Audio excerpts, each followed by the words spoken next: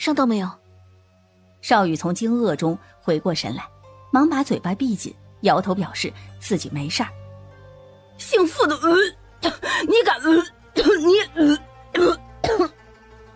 少宇，周家媳妇儿，你这就有点过分了。教唆孩子打人就算了，怎么还敢拿这个？这不是侮辱人吗？都是一个村里的，有什么事情说开了就好了。收下了，再怎么说你也不能打人不是？这些人是你一言我一语，都在指责傅青的过错。我打人怎么了？他骂我儿子是丧门星，是短命鬼，我不打他打谁？哎，我家粪瓢半年多没使过了，比他这张臭嘴都干净。塞了他的嘴，脏了我的东西，我一会儿还得去洗。我儿子7岁还是个孩子，倒是你，都一把年纪了，到底谁短命啊？王氏气得说不出话来，指着傅青你了半天。我家少宇绝不会无缘无故打人，倒是你家儿子，带着一帮小子上蹿下跳的，不知道的还以为山上来了土匪了。为什么打架？少宇紧抿着唇，什么都不说。放心，有娘在，我看谁敢欺负你。你真好意思说这个话呀？要不是你教唆，周少宇也不能去别人家偷东西，都被逮着好几回了。上次还偷了张婆婆家的柴火，还偷了我家鸡蛋和豆角呢。这几天我总看见你们娘俩背着背篓偷偷摸摸的走在村里头，是不是又去哪家偷东西了？屋里的周应怀沉着脸。玉儿，你去把他们都喊进来，我跟他们说。玉儿乖巧点头，刚准备出去喊人，就见被傅青护在身后的少宇跳了出来。张婆婆家的柴火早就还回去了，我们没有再偷东西了。那我家的鸡蛋跟豆角你怎么不还回来？见少宇憋红了脸，虎子越发得意。你们就是贼，哼，还敢打人，小心我去衙门告你们。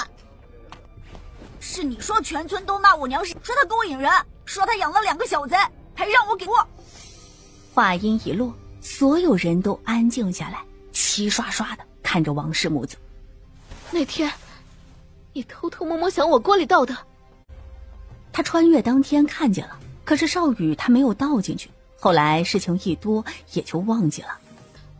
我还奇怪这2镖是谁给周少宇的，没想到是你家儿子。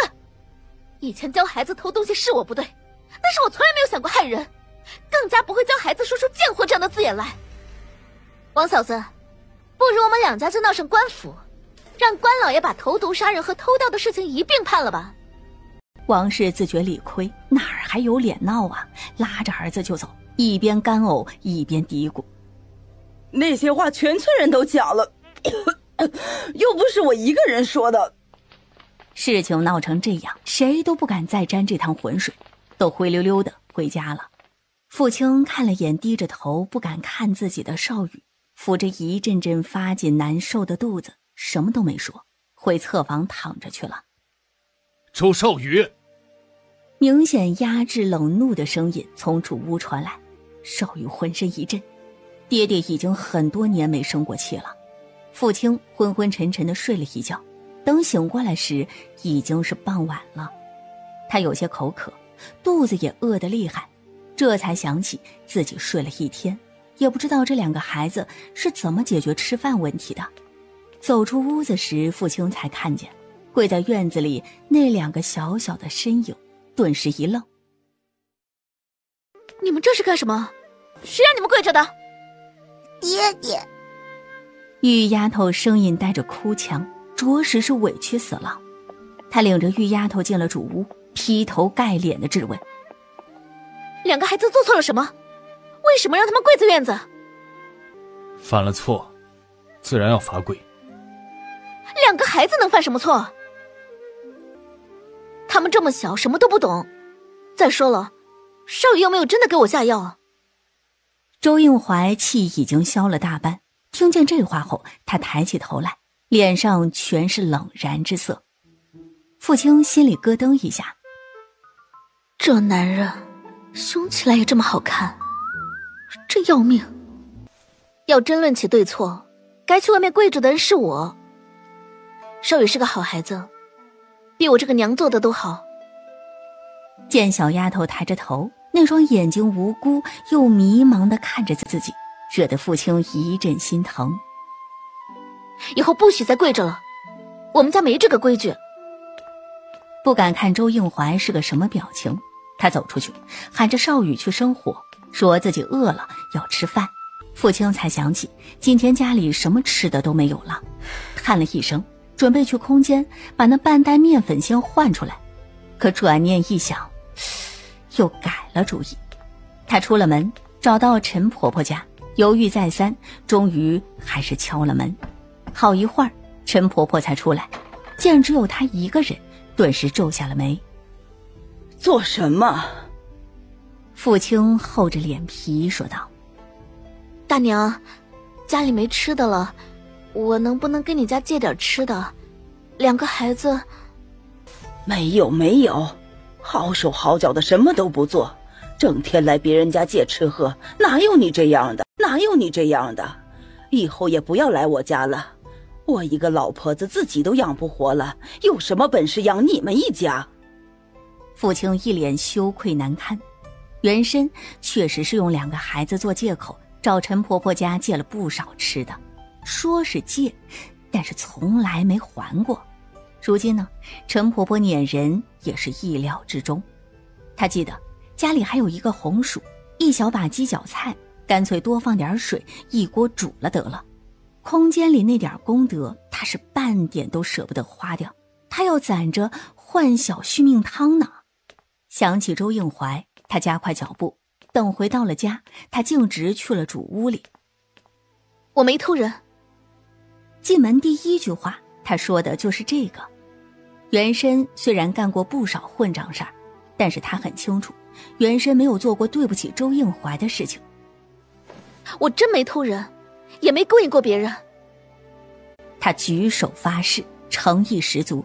可周应怀只是冷冷地说道：你不必如此，当初娶你进门前你我就说好的，你给玉儿做娘，我管你一口饭吃，仅此而已。当初原身进门时确实只是为了一口饱饭，可耐不住周应怀长得好看呐。原身明里暗里多次都被周应怀无视，心中有气。现在他穿越过来，白捡3个孩子，顶着一个烂名声，还得帮着收拾这些烂摊子，真是气人呐。娘，该喝药了。少宇端着汤药不敢上。娘，该喝药了。把难闻的汤药喝下去，又歇了一会儿，父亲才把红薯跟鸡脚菜一锅煮了。前头吃了2天好的，今天又回到了清汤寡水的日子，家中却没有人觉得不适，仿佛这就是周家已经过习惯的日子。可父亲不习惯呐。虽然父亲没胃口，可他肚子里还有一个巴掌大的红薯，只一人分了1小块，加上那些汤汤水水，一会儿又饿得前胸贴后背。他琢磨着，不能再这么混日子了，他得想办法弄些钱来。入了夜，清早时分，父亲是被一声声喷嚏给吵醒的。你们上山了？给弟弟吃。少宇抿了下唇，转身从背篓里捧出个鸟窝来。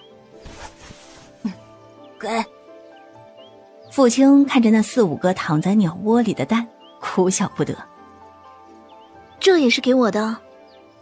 少宇点头。这些就不用了，给你们做个零嘴吃还行。少宇，跟我去河里看看。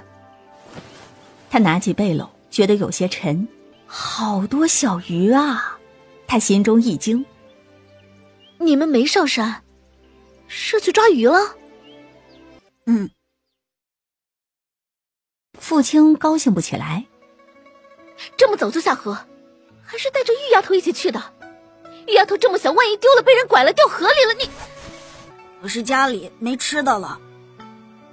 少宇扬着脸，本该玩闹的年纪，肩上却担着大人才有的责任。父亲心疼的不知道说什么才好。罢了，以后不能再带玉丫头去河边，就算你自己要去，也得先跟我说一声，听见没有？少宇点头，听见了。少宇，过来。听见周应怀的声音，傅青眉心一跳，喊着玉丫头一起进了灶房。少宇才进主屋，就听周应怀问道：你们什么时候出的门？为何不上山，反而要去抓鱼去？我们去山里看过了，陷阱里什么都没有。今早露水重，柴火不好捡，我们才去的河边。周应怀面色沉了沉。你娘说的对，以后不准再带玉儿去河边，听见没有？听见了。你去找陈婆婆，跟她借点吃的，等过2天你再去山里看看，若是逮着野味儿，先拿去给陈婆婆。少宇应了一声，喊着玉丫头出了门。等回来时，手里头还当真多了一小碗熟米。傅青问清楚后，又分了些鱼，让他们拿去给陈婆婆。早晨就煮了点熟米粥。吃饭时，他提出想把那些鱼卖了换银子。周应怀摇头，数量太少，不好卖了。况且都这个时候了，鱼也不新鲜，你卖不出什么价钱的。傅青想了想，那如果是加工过的呢？就是我做熟了以后去卖呢？周应怀又摇头，你还能端着碗鱼汤去卖？这回轮到他傅青摇头了。汤谁不会做呀？汤汤水水的也不好带出门。咱家的油已经见底了，香酥小鱼也炸不了，还不如做成鱼酱，蘸饼蘸馒头，就是做菜也好吃。他越说越觉得可行，3两口喝完自己的粥，急着清理小鱼去了。香酥小鱼是不是又香又酥啊？我想吃。我也想吃。哥，鱼酱是什么？真有娘说的这么好吃吗？爹也不知道。院子里，傅青已经在清理这些小鱼的内脏了。2个孩子赶紧喝完粥，跑出去蹲在他跟前看。傅青大着肚子，弯腰坐下都有难度。见少宇感兴趣，就教他怎么弄。小孩就是好使唤，那些小银鱼不过片刻就都处理干净了。傅青把葱姜蒜切末备用，看着家里那一丢丢的油，犯起了愁，厚脸皮的让他带着玉丫头再去陈婆婆家问问。不多时，少宇跟着玉丫头又端了小半碗的香油回来。陈婆婆说什么了吗？玉丫头张了张嘴，又摇摇头。1天之内，陈婆婆说什么了吗？玉丫头张了张嘴，又摇摇头。1天之内，连着去他家借2回东西，论谁都不会乐意的。好香啊，这就是鱼酱啦。还没成吧？看娘还没从里头出来呢。听娘说蘸饼好吃，要不我们再去陈婆婆家借点饼啊？吃，你就知道吃。陈婆婆今天都骂我们了，你还敢去？玉丫头不说话了。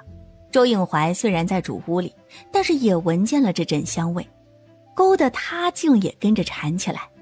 他苦笑2声，自嘲当年自己什么山珍海味没吃过啊，如今却因为一道没有听过的鱼酱，竟勾起了自病榻之后就再也没有反应的馋虫。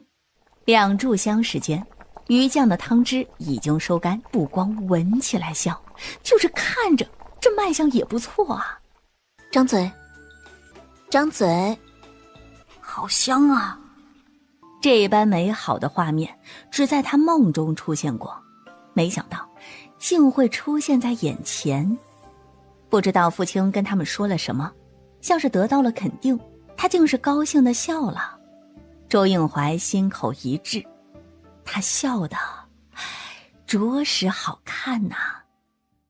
心思刚收回来，周应怀就见傅青过来，他拿着一副碗筷，尝尝，你尝尝，给我提提意见。周应怀尝了一口，默不作声。难道他们本地人不爱吃？不对啊，看两个孩子的样子，不像是不好吃的样子啊。如何？镇上有一家酒楼叫香客来，以前我打猎都是直接卖过去的。他家老板姓周，价钱给的公道，你可以去他家问问。这是好吃的意思啊？傅青眼前一亮，成，我直接去他家问问。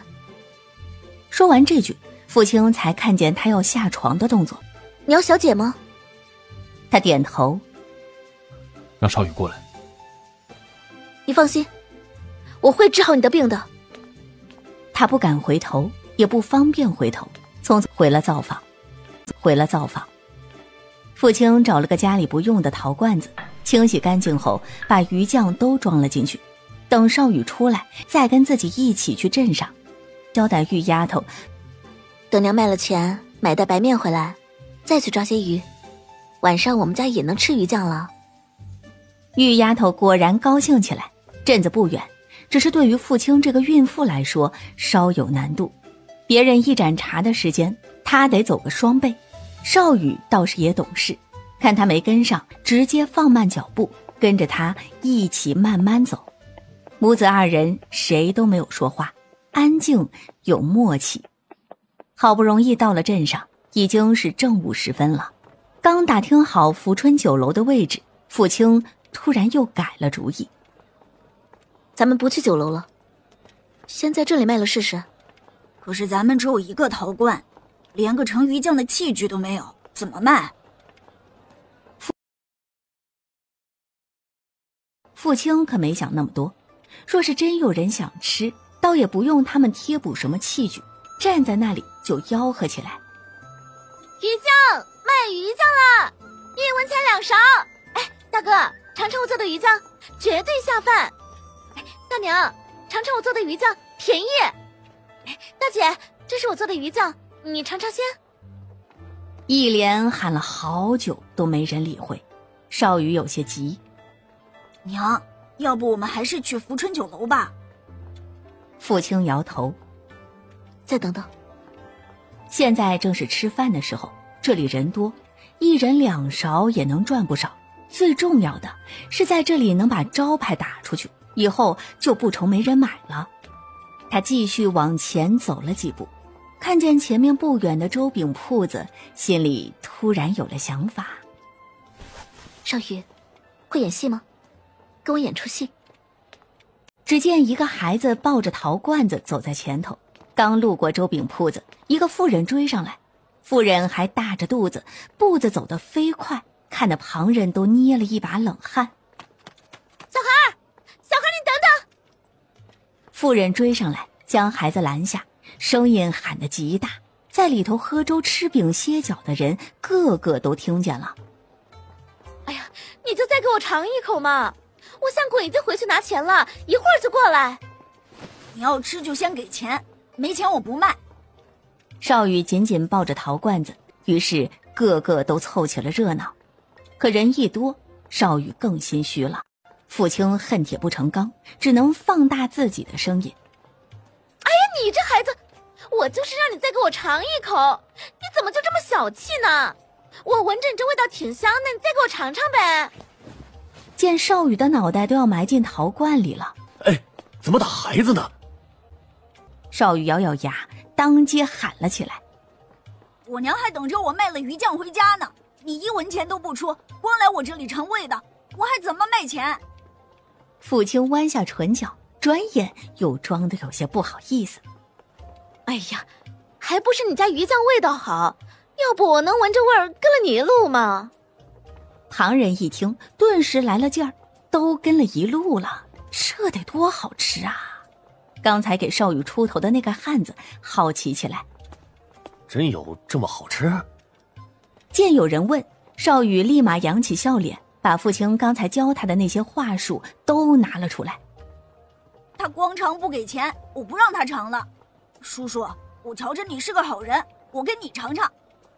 说着，少宇让他把饼拿来，借着铺子里的筷子挑了点鱼酱在上面。这汉子是光闻着味道就觉得香啊，将信将疑的尝了一口，果真好吃啊，果真好吃啊！就着那一点点的鱼酱，3两口就把粥给喝完了。少宇有些激动，又记着父亲的交代，不敢让人知道他们的母子关系，只能紧紧地抱着陶罐，期待地等着汉子开口买下自己的东西。旁人也闻见了香味了，就是不知道味道如何。也有人拿着饼子过来想要尝一筷子，少宇说什么都不愿意了。只见汉子把最后一点饼子吃完，意犹未尽。小弟，你这鱼酱真不错，再给我来点儿。不行，我要卖钱给我爹治病呢。那你这怎么卖的？1文钱2勺。怕别人觉得亏了，少宇把自家带来的勺子拿出来，舀了一大勺。顿时粥饼铺子里的酱香味就更浓郁了。就是这样的2大勺，看见没？这么多小鱼，1文2勺，真的不贵。那行，给我2勺。有人见了也想尝尝味道，顿时少宇跟前热闹起来。粥饼铺子的老板脸拉了下来，自己好好的生意竟然被一个小孩给抢了。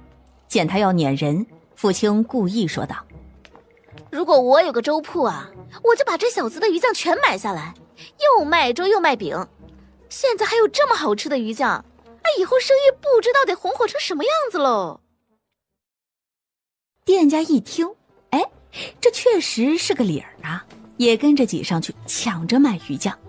就光这么一会儿的功夫，那一小陶罐的鱼酱已经卖光了，连老板的饼子也都卖空了。粥饼铺子的老板笑的是合不拢嘴。哎呀，小弟啊，你明天直接来我这儿卖，我给你留个位置，你光在这儿坐着就行，不用到处喊着卖了。嘿嘿，托你的福，我今天能早些收摊，不过你收了我的饼子，明天就说好了，只能来我这里卖。少宇不敢做主，抬头找了一圈，见站在远处的父亲朝他点头，他才敢应下来。离开后，少宇把今天赚来的钱都交给了父亲。17文钱。少宇眼睛瞪得大大的，觉得像是做梦一样。他从没想过自己还能赚钱，而且还是一口气赚了17文钱。父亲拿出1文塞进了他手里。鱼是你抓来的，这个给你，你自己留着花，其余的我有用。少宇傻愣愣地看着他。当真给我了？一会儿回去我们多抓些鱼，明天就能多卖些了。少宇脸上扬起笑意，终于有了些孩子气。他们总不能一直吃野菜，地里总要种些时令的蔬菜才行。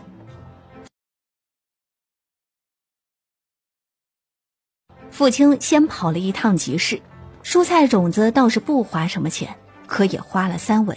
接着又跑了一趟粮油店，花了10文钱，只能买到2碗香油，这就已经花了13文钱了。少宇把那1文钱拿出来。娘，我不要这个，你拿着吧。父亲知道17文钱根本买不了什么，但也没料到会这么艰难。他收下那1文钱。行，明天咱们卖的多了再给你。家里调料几乎都用光了，父亲进了2家铺子问了价钱，都嫌太贵了一些，最后费了好一番口舌，才用最后那4文钱买了2勺的盐和其他2种香料。走出杂货铺子时，伙计在后头吃声连连。我真是没见过这么穷的，买香料盐吧都得用喝水的勺子将着买。父亲自认为脸皮子厚，但还是被这番话羞红了脸。少宇更是连头都没好意思抬起来过。才回了家，玉丫头见他们手里当真拿了好东西，高兴得不得了。父亲心里也高兴，摸了摸他的小脑袋。去洗手，一会儿吃饭。玉丫头愣在原地，看着他进了主屋，才敢跟少宇说话。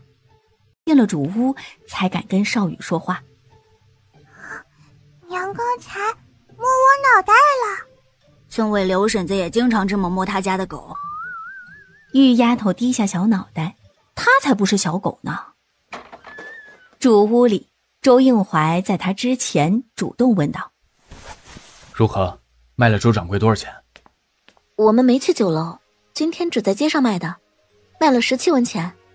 我想着要是拿去酒楼，银钱也卖不了几个，厨子还能尝出味儿来，隔天就把东西做出来了，我再去就卖不了钱了，干脆就在外头卖。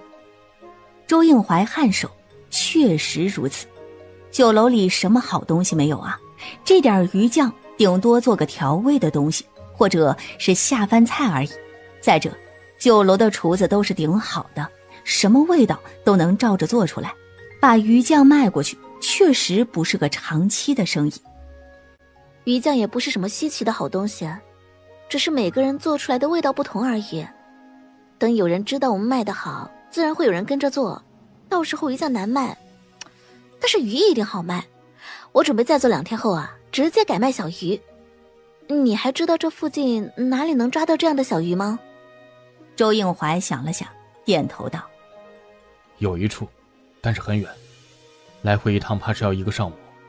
来回就得花费1个上午，再过一段时间天气热起来，这路上的死鱼怕是要臭了。娘，有人来了。傅青认出他俩。秀芳姐，你们有什么事吗？来的正是张婆子家的女儿秀芳跟姑爷王大有。王大有也知道上回来吓着了2个孩子，见他出来，忙不好意思说：妹子，上回是我莽撞吓着2个孩子，真是对不住了啊。妹子，我娘昨天才清醒，我们才知道原来是妹子你救了我娘。说着，秀芳竟要给他跪下。哎，你们这是做什么？快起来，快起来！你们这不是折伤我吗？大夫说了，多亏有人先给我娘排出毒血，敷了解药，要不我娘当真就没命了。我就只有我娘一个亲人了，说是我娘有个3长2短的，我都不知道怎么活下去。正好村里有2个妇人路过，见这等情况，好奇问了一句：大娘，我娘醒了，说是父亲妹子救了她，是她救了我娘的命，她是我家的救命恩人呐。她？秀芳啊，你是不是弄错了呀？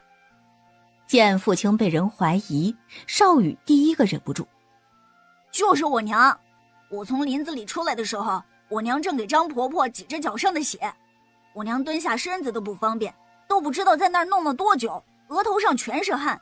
是我娘找的草药，是我娘让我来村里喊人的，就是我娘救了张婆婆。闻言，门口2个妇人都惊了，玉丫头似懂非懂，也跟着哥哥一块儿喊起来：就是我娘救了张婆婆。哎呦，那天我家男人也上了山呐，他还帮着一起喊人来着，我回去问问就晓得了。季芳夫妻2人又谢了一番后才离开。那天你从山上回来就肚子疼，就是因为这个吓着了。原来他都听见了。是吓着了，幸亏你叫少宇的时候我也跟着听了，要不也救不了秀芳她娘。周应怀一直看着父亲隆起的肚子，沉默片刻，说道：以后你别上山了。父亲没接这个话，只是问他刚才提起能抓鱼的河在哪儿。父亲只当是小事一场，根本没放在心上。现在倒好，那位大娘一声咋呼，几乎半个村的人都知道了这事儿，还真就把那天的事情回想起来了。哎，老刘，你是第一个过来喊人的，你说说，真是少宇下山来喊的你？确实是周家的儿子，确实是周家的儿子。当时着急着去喊人，也没仔细问，后来家里也有事儿，就忘了这茬了。哟，那还真是周应怀他媳妇儿救了张婆子？真是见了鬼了！周家那个媳妇儿竟然会救人？反正我不相信，周家那媳妇儿恶毒成这样，怎么可能会救人？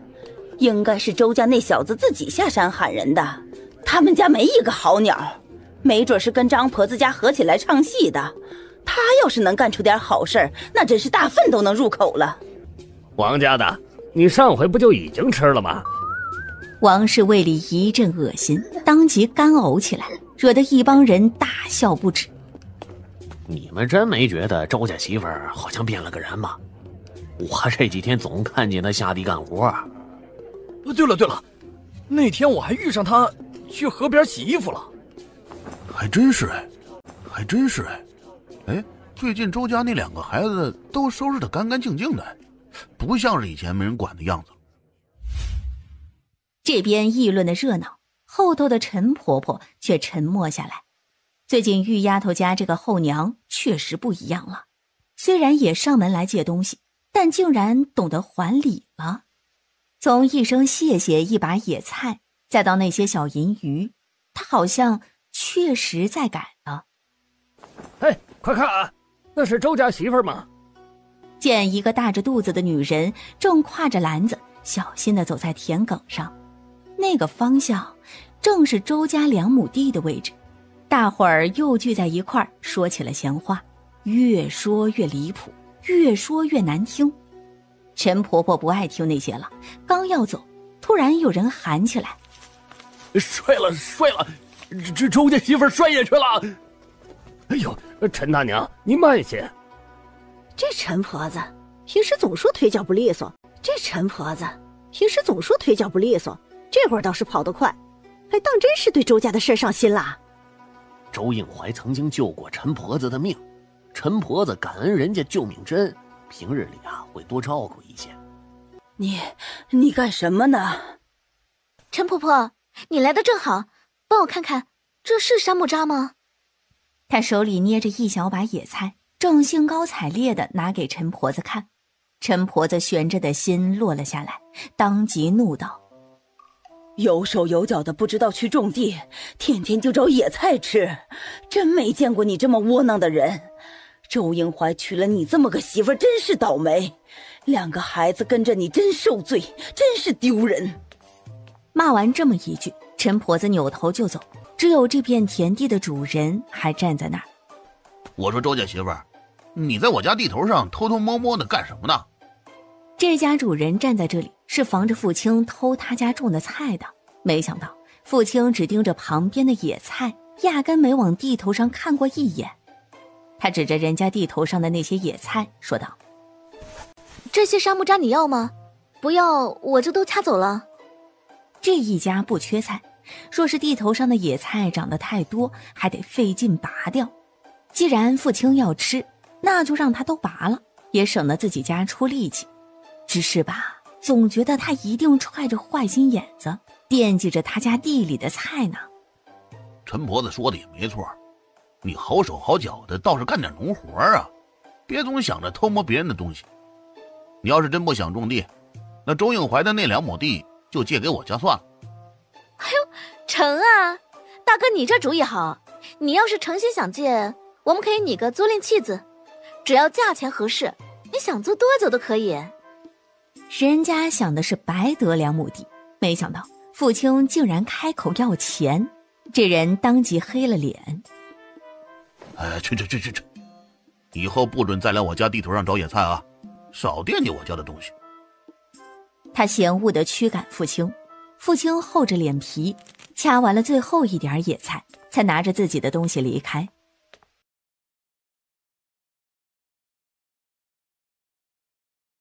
到了自家的地里，父亲先把摘来的野菜放在一边，又拿着锄头把地给翻了翻。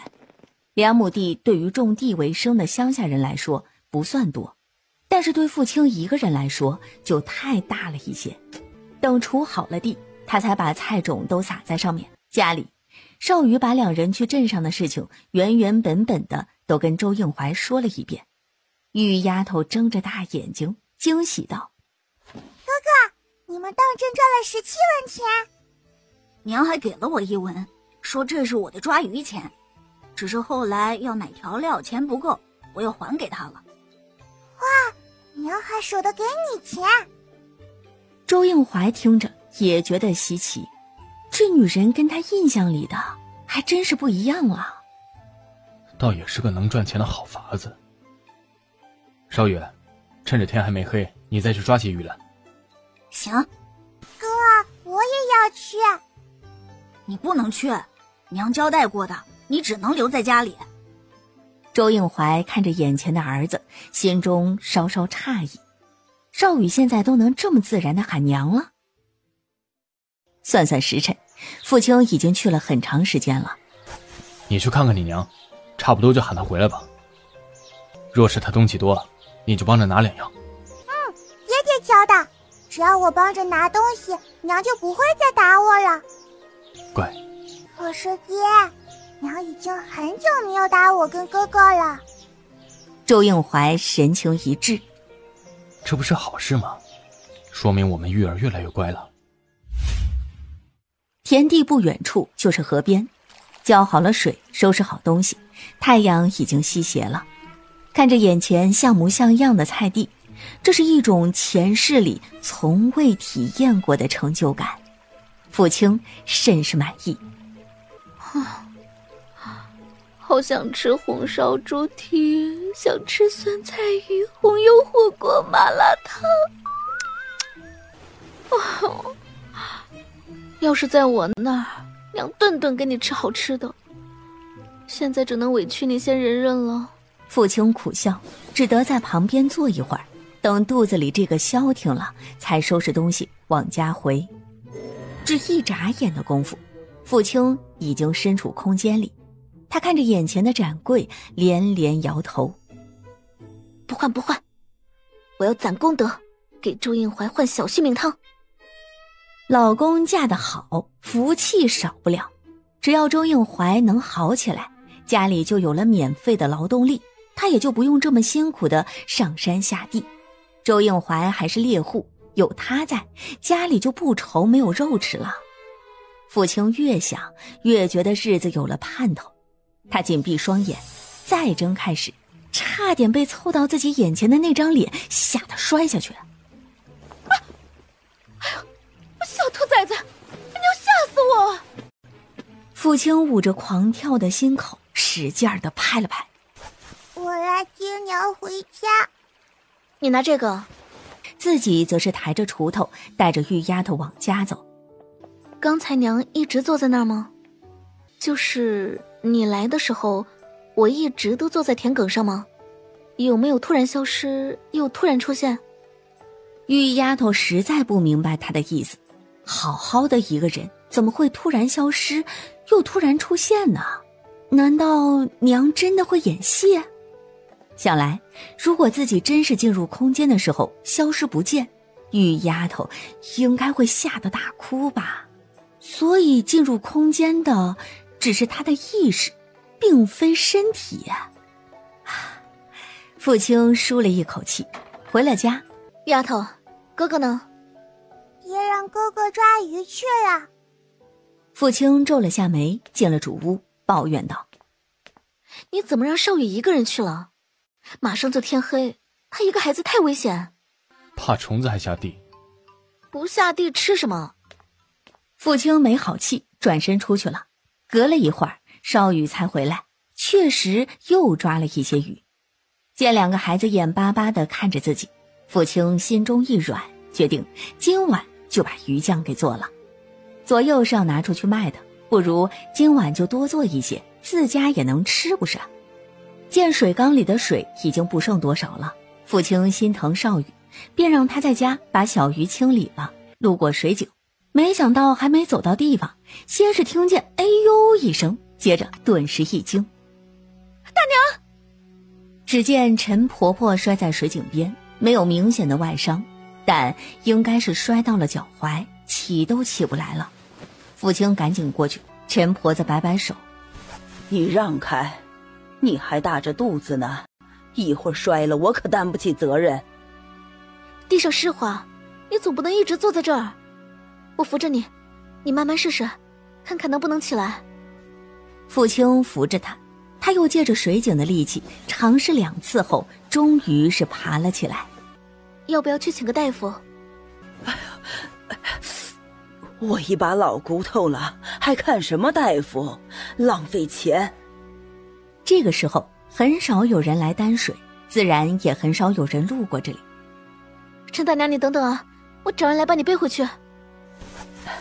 不用不用，我老太婆不给大伙添麻烦。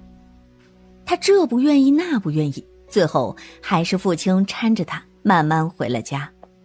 他亲自把人送进屋里，看着陈婆婆家比周家好不了多少的情况，一阵自责袭上心头。陈婆婆自己都过得紧巴巴的，还总是接济他们家，而原身不懂知足，更不懂自觉。她呢，穿越而来，也还想着往陈婆婆家里借东西。唉，真是不应该啊。给陈婆婆安置好后，父亲才回去拎了一点点水回去。少宇忙把水桶接过来，来回跑了好几趟才把水缸倒满。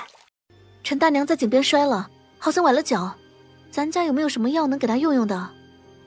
家里没有这个药，山里草药我也不清楚，如果真是疼得厉害的话，还是先给她请个大夫吧。父亲没说话，离开后以意识进入空间，直奔展柜。展柜里有不少东西，想来是这几天功德又增加了。展柜上除了一些吃的，还多了一些药品。父亲挨个的看过这些药品的功效，终于找到了治疗怀缝伤筋的药，50功德换取。所以说他的功德已经超过这个数了，个10百，当前功德数237。哇，237哎，他发财了！欣喜之后，父亲毫不犹豫地换下那瓶药，先送去给陈婆子。见他又来，陈婆婆脸色有些不好。我不是说了吗？我家已经没吃的了。我不是来借吃的，我是来给你送药的。这是周英怀让你拿来的。家里正好有药，他就让我给你送来了。把药交给他后，父亲便告辞离开了。离开了陈婆子家，父亲想着，功德既然都花了，不如就再换些吃的吧，顺便看看有没有其他的香料，也一并换些出来。再次进入空间，在展柜前挑了一通后，他却意外发现已经换取不了任何物资了。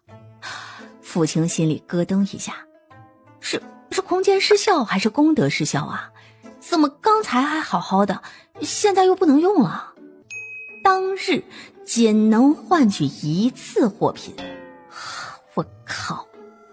刚才怎么不提醒啊？可转念一想，他的功德那是要攒着给周应怀换小续命汤的。237的功德已经扣了50了，想要攒够那800功德还差得远着呢。哎呀，换不了就换不了吧，能省则省。回去后，父亲把最后2把从陈婆子家借来的熟米都煮了，又素炒了野菜，最后才做了一锅鱼酱。准备吃饭时，父亲喊来少宇，单独留了一碗。你给陈婆婆送过去。明显是因为在山里救过张婆子，现在又帮了陈婆婆的原因。父亲懊恼地拍了下脑门，他怎么一开始就没想到啊？功德，行善便是积德，以后他多做好事，这功德不就上来了吗？怪不得这么一小瓶儿，药效真是不错。药效真是不错。陈婆子左看右看，还得是周英怀会过日子，要放在他媳妇儿手里，这好东西早就没了。他把药收好，准备等过2天腿脚好利索了再还给周应怀。这时又有人敲响院门，陈婆子脸一沉，一到饭点就来敲门的，除了周家还有谁呀？陈婆婆，这个给你。这是娘做了鱼酱，可好吃了。娘还说婆婆你崴了脚，让哥哥直接给你端进去。婆婆，你脚好些了吗？陈婆子心里咯噔一下，她刚才怕玉丫头等得着急，匆匆忙忙赶过来，早就忘了脚上有伤这个事情。他瞧着自家院门到堂屋里这一段路，又低头扭了扭脚踝，哎，真是一点疼痛感都没有了。玉丫头，你爹这药膏真好使。什么膏药？陈婆子笑呵呵地走进屋里，又笑呵呵地折回来，把那瓶药膏递给他。喏，我的脚已经好了，这个还给你爹吧。婆婆，这不是我家的东西。怎么不是？你爹让你那个娘拿过来的。你爹又救了我一回，改日我得好好谢谢他。我倒是听娘说起婆婆你受伤的事情，可爹爹只说自己不熟悉山上草药，还要请个大夫才行，并没有让娘送膏药来。这不是我家的东西。说罢，他还把东西还给陈婆子，之后急忙领着玉丫头回家吃鱼酱去了。第22集，陈婆子站在门口，手里紧紧地捏着那一小瓶药膏。不是周应怀，难不成真是他家这个后娘给我送来的？她还是玉丫头那个后娘吗？周家，父亲今天实在是累得没劲儿了，碗筷还是玉丫头洗的。药膏，你娘给的？陈婆婆是这么说的。周应怀皱起眉，他身手极好，家里根本没有跌打膏药这种东西。自他横生意外后，家里没人干活，连买粮食的钱都没了，怎么还会有膏药这么贵的东西呢？一时间，周应怀都有些分不清该信谁的话了。少宇出来的时候，正好看见父亲坐在屋檐下愣怔发呆，一声娘已经到了嘴边，又被他给忍了下来。他不动声色地站在那儿，看着父亲愁云满面。再有2个月他就要生了，更是需要用钱的时候。哎呀，真愁啊。陈大娘一点路都走不了了吗？走不了，是我搀回去的。你给他请大夫了？父亲困得眼睛都要睁不开了。哪有钱请大夫，我就换了点药膏给他。你是不知道，他家跟咱家比好不到哪里去。以后我再也没脸去他家借东西了。听着他声音越来越轻，应该是马上要睡着了。周应怀又喊着他：你拿什么换的？跟谁换的？而且父亲睡着了以后一点儿也不老实，一个翻身又能贴在周应怀身边，大概乖，别闹了。第二天，父亲迷迷糊糊地醒来，察觉腰上的那只手，这个男人居然搂了他一夜啊！所以不是周应怀贴上来，而是他死不要脸地往人家身上靠，简直丢人。父亲有些恼怒：你笑什么？我又不会吃了你，怎么你好像很怕我啊？咱俩到底谁吃谁？丢下这句狠话，父亲故作镇定地离开了。周应怀先是愣了愣，随后大笑出声。要不是他红着脸，周应怀还真就信了他这番话了。哼，哎呀，这女人真是越来越有意思了。这么几天的相处，玉丫头已经没那么怕他了。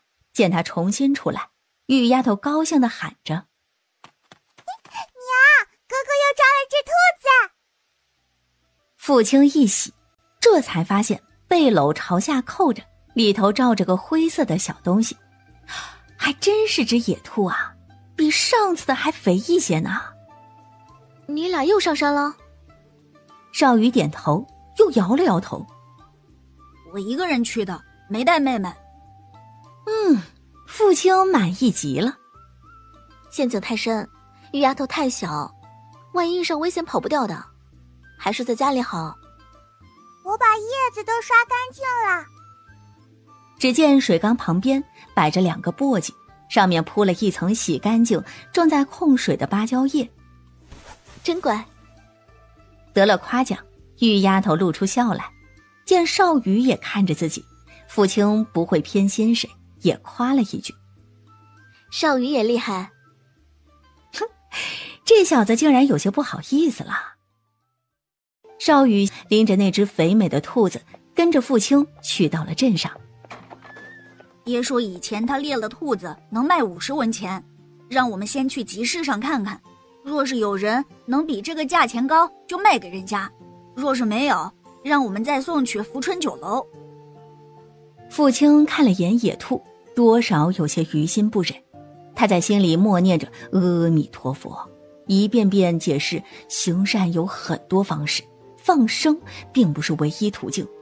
他要是把野兔兔放了，那他一家子都得喝西北风了。罪过罪过，他不敢再看。进了镇子，叶子的折法我昨天已经教过你了，你直接去粥饼铺子，还按照昨天的价钱卖就行。这些我去集市上碰碰运气，卖完了你就在粥饼铺子等我，别乱跑。知道了。可到了集市，却连2个摆背篓的位置都没有。转了2圈后，好不容易找了个空位，刚想把东西放下，立马就被人给抢了。最后才又在角落里找到位置，把东西放下来。还不得休息，就听旁边卖菜的大娘喊了一声：“妹子，这肚子都这么大了，还出来卖菜呀？”“哎呦，好肥的兔子，你家男人抓的呀？”“我儿子抓的。”“哎呦，妹子，你有福气呀，儿子都这么有本事啊！换成我家的呀，肯定喊着要养家里玩。”“大娘，你尝尝，这是我自己做的鱼酱。”“哎呦，刚才就隐约闻着味儿了，没想到是妹子你怀里抱着的。”大娘也不客气，拿了条最大的小鱼，入口后，“哎呦，妹子啊，你这是怎么做的呀？怎么这么香啊？”傅青笑笑没说话，这是能说的？说了他明天赚什么呀？啊！今天集市上不少人，有人闻见香味，立马找了过来。“这就是昨天在老张粥饼铺子里卖的那个鱼酱。”傅青没敢说他跟少宇是一伙的，依旧只是笑笑不说话。有人问起价钱，他也只说1文钱2勺。“我要2文钱的，这昨天都没吃过瘾。”“哎，我也要2文的。我少一些，要1文钱的就够了。”不过片刻功夫，他这1罐鱼酱已经都卖光了。数了数，有32文钱。“哎呦，妹子，你真好福气呀！这鱼酱这么赚钱呐，以后啊，光卖鱼酱得了，还用得着卖什么野味呀？”最后见傅青根本不着自己的道，“妹子，我刚才过去遇见个喂野兔的，我把人给你带过来了。”只见大娘领了个汉子。“妹子，你是咋卖的？”傅青看了看2人近乎6分相像的脸，心中冷笑。“80文。”大娘汉子那是齐齐变了脸。“哎呦，妹子，你刚才不是说好了50文钱吗？我都跟人家说好了30文卖给他，你怎么一下子涨到80文了呀？”“又不是你的兔子，你跟人家说哪门子的好？我这兔子就卖80文钱。”汉子黑着脸，露出几分凶相。“我说妹子，我诚心要你的兔子，你便宜些，就按这位大娘说的30文钱怎么样？”“不卖，就80文。”汉子急了眼，直接上手抓起兔子。“嘿，我说你这女人怎么一点诚心都不讲？”“来人呐，光天化日抢东西了！没天理了！有人看我们孤儿寡母的好欺负，欺负不成，竟然还想抢东西！”“我没有，是他说好卖50文钱，我讲价到30文，他又突然坐地起价了。”傅青眼尖的看见不远处的巡街衙差，哭得越发大声。“我本来说的就是80文钱，你只给我30文钱，不是欺负我是什么？我不给，你还想直接上手抢，这是根本没把李正大人看在眼里啊！你今天要是敢碰我的东西，我就听说要闹出人命，衙差怎能坐视不理，立马了解起了情况。大伙儿七嘴八舌的说着父亲可怜，又说汉子欺人。大娘知道自己儿子嘴笨，怕当真惹出麻烦，忙拉着儿子给父亲道了歉，又卷起自己的菜，母子二人灰溜溜的走了。父亲抹了把眼泪，可怜的收起了东西，哭哭啼啼的离开了。出了集市，他抹干净眼泪，哪儿还有半分可怜啊？来到粥饼铺子外，不见少宇，父亲心头一紧，刚要进去问问，就见前面街角处坐着个孩子，怀里紧紧抱着陶罐子。你怎么在这儿？不是你在粥饼铺子里等着我？我明天跟你去集市上卖吧。说罢，他把赚来的31文钱递给了父亲。见今天粥饼铺子里多了个老板娘，一双三角眼，看着就精明不好惹。想来是觉得少宇的生意比他家的好，眼红不让卖了。想着少宇刚才的低落，想必是受到了欺负。明天我们再换其他的地方。母子二人打听着来到了福春酒楼，父亲说明来意，伙计看了看那只兔子。30文钱，你卖不卖啊？父亲皱眉，这就是他不想直接来酒楼卖的原因。不知道周掌柜在吗？这掌柜在不在，他都是这个价。你要卖就卖，不卖就走啊。兔子都背了一路了，总得卖出去的。父亲忙说：“我是周应怀的媳妇儿，他以前经常给酒楼里送野味，价钱也是他跟我讲的。他说你们家掌柜给钱最是公道，小哥，你帮我问问吧。”那你等着吧。要不我们再去其他地方问问看。都来了，等等看吧。好一会儿，才有个中年男人出来。你是周应怀家的？是周应怀家的。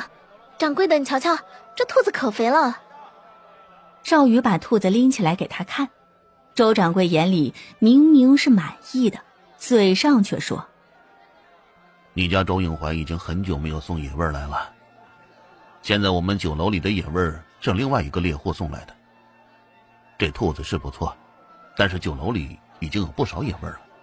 你若是真要卖，我只能给你45文钱。”成，那就45文。又委婉地说自家开门做生意，他们坐在门口歇脚，影响生意。不用父亲开口，少宇已经争气地背起背篓，气哼哼地朝前走了。父亲揣着这108文钱，又添置了一些必要的调料，花了5文钱，又逛了2家铺子，最后只买了些更便宜的熟米，2斤，花了10文钱，把东西装进背篓，让少宇背着。父亲直接带着少宇去了一趟集市，花了30文钱，精挑细选买了6只小鸡仔，还磨得店家送了一个竹篓拎回去。天色不早了，我们先回家吧。少宇点头，背着竹篓乖乖地跟在父亲身后，一边好奇地看着父亲手里提着的小鸡仔。快要出镇子时，他的目光才被小贩卖糖葫芦的草把子给吸引走。给，另外一串带回去给玉丫头。少宇惊了，他不敢接，怕自己是听错了。愣着干什么？拿着呀。吃了我的糖葫芦，就得帮我把背篓一直背回家。我这2天累得很，腰酸背痛，可没力气背这些了。我有力气，我背就行。这一路上，少宇只好好的拿着糖葫芦，不管父亲提醒了多少遍，他愣是一口都没舍得吃。回了村里，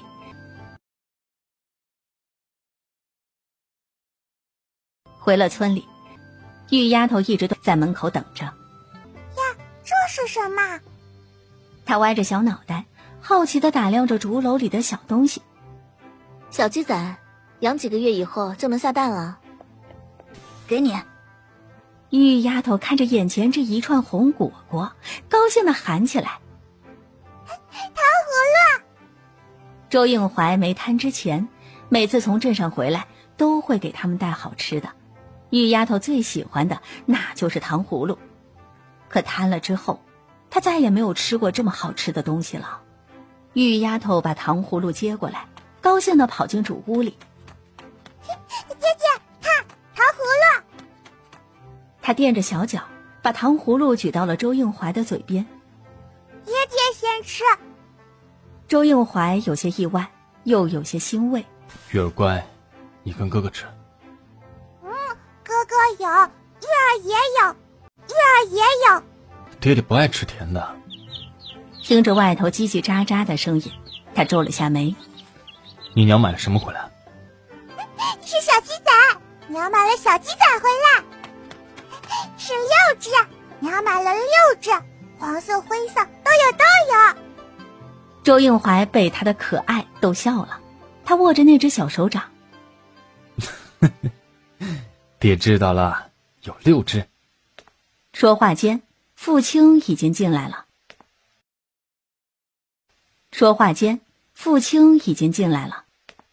我磨的嘴皮子都破了也少不得，非得要5文钱一只。家里这么大的院子，还有2个孩子，总得要养点鸡鸭，以后下蛋也能给少宇和玉丫头补补。正是长身体的时候，总吃熟米野菜算什么事儿？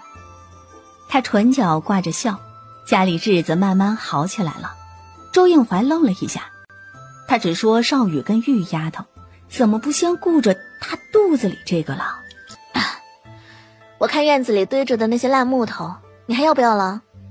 不要的话，我一会儿看看能不能拿那些东西先围个鸡圈出来。周掌柜有没有跟你预定下次的野味？说起这个，傅青就来气，便直接把周掌柜那些话给说了。周应怀目光稍稍沉下来。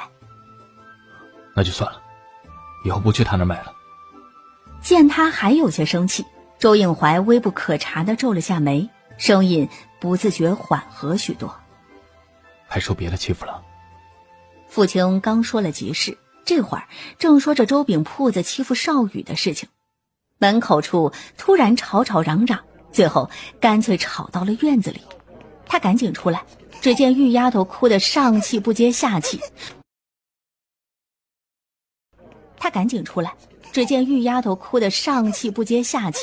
好你个姓傅的，上次你家这个短……见傅青已经朝着门口走来，王氏不敢骂了。自从上次后，傅青可谓是一战成名，他们只是来看热闹的，没必要被粪瓢杵得一身臭，把粪瓢直接伸到了王氏那张脸前。干什么？怎么不敢把话说完了？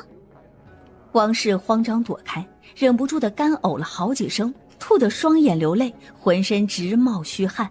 他掐着腰，指着傅青说道：真是上梁不正下梁歪，以前叫周少宇来我们家偷东西，今天又穿到他来我们家叫嚣炫耀，傅青是不是有点欺人太甚了？傅青听的是云里雾里，转头问少宇道：怎么回事？少宇刚要开口解释，王氏又骂开了：你还有脸说？你还了张婆子家的柴火，怎么不还我家豆角跟鸡蛋？有钱给2个兔崽子买糖葫芦，你怎么不还我钱？听你家赔钱货说你还买了鸡仔了，有这个钱你怎么不赔我？王氏目光上下打量在傅青身上，前头还过的饭都吃不起了，现在怎么又有钱了？不是又去哪儿偷的吧？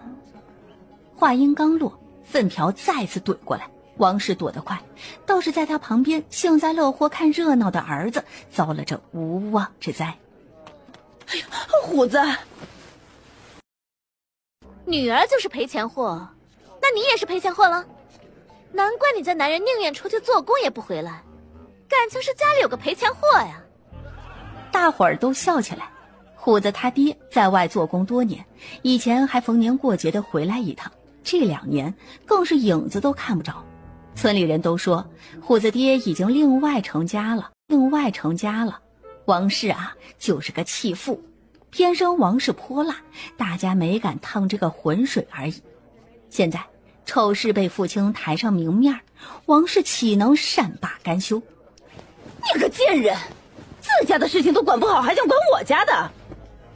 周应怀在屋里听着外头越来越乱，心也跟着揪起来。那王氏是一点道理都不讲的，父亲大着肚子，怕是要吃亏呀。他挣扎着要起来，却偏偏被那双没有直觉的腿脚所绊住。周应怀气得往双腿上重重地打了一拳。父亲趁机在王氏身上又打又掐。不就是要钱啊？我让孩子偷你家东西确实不对，不过也只偷过几根豆角和2个鸡蛋。按照市价，1个鸡蛋1文钱，豆角我也算你1文，现在都还你。王氏一把将钱抢过来，仔细看了2遍，是真真实实的铜板。他目光怀疑的在父亲身上审踱了2圈，突然扬声喊了起来：哎呀，大家都看看，他有钱不还，光想着自己吃喝。他之前找你们借东西不还的，被他家偷过东西的，都快去朝他要账，免得到时候他有钱藏着不认了。父亲攥着剩下的那几10文钱，唇线抿得紧紧的。欠债还钱，天经地义，都是村里的人，抬头不见低头见，人情要还，欠的债更是要还。之前是我父亲对不住大伙儿了，以前我欠了大家的，我都按市价还给你们。周应他刚才听见什么了？父亲当真要还钱？只听父亲喊出了站在前头的牛二爷：之前我的发晕，我偷了2回你家地里的菜，按照市里的价钱赔你1文。